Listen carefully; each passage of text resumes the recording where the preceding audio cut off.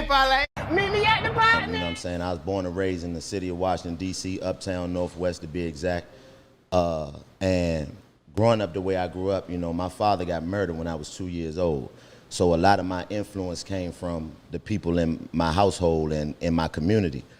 And, you know, I grew up fast, you know what I'm saying? My mother wasn't, you know, God rest her soul, she wasn't the type of woman that was protective and come here, baby, and all that. She told me, you the man of this house early, and I'm responsible for what you need, not what you want. So I jumped off the porch theoretically at 9 years old. I started making my own money at 9, and I've been making my own money ever since.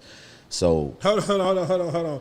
You can't, ain't no so after that. Listen, I'm gonna tell you why. This, okay, niggas do this. They tell us they'll say some shit, right? And they'll say some shit that ain't normal, but they'll say it like it's normal. And they'll want to keep, no. She told you jump out, hey nigga, young niggas, I'm gonna put it in my term.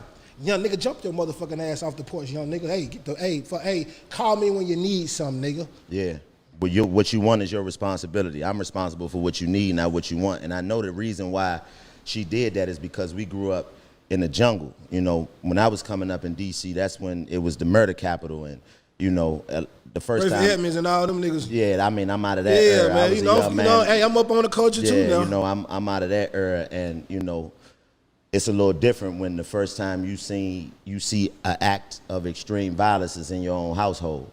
So for me, I know now in being able to look back that my mother had, you know, she was a genius in her process, because her making me get outside and figure it out gave me the vision to be able to be okay with all of this shit that come when you follow your dreams and take a different path. It's a lot of shit that come with it that can snatch you out of your mold and snatch you off your path, and you got to be able to block all that shit out. And for me, being so young, like I said, at 9 years old, I started working at Bluebird's Barbershop on Georgia Avenue, brushing people off for dollars. I was a brush boy, sweeping up, making my own money.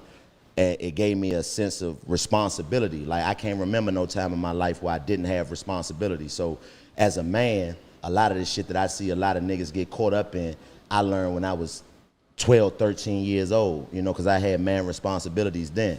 So when I jumped outside and was outside, I've always had to, you know, lay a foundation, because my mother always told me, if my little brother come behind me and I ain't established nothing that he can just walk and have an easier path than I laid, then I did something wrong. So I always been that kind of person. And when you come from that, like, you see what it takes to create something special in a city, especially in the inner city. It take a lot of hard work. It take a lot of blood, sweat, tears. A lot of lives get lost. A lot of people get lost in translation. So when I go to these different cities, it gives me pleasure to be able to touch down and see what process y'all had to go through, and embrace that, to learn that I'm not just here to take from y'all. I'm not just here to come get some money from y'all and leave.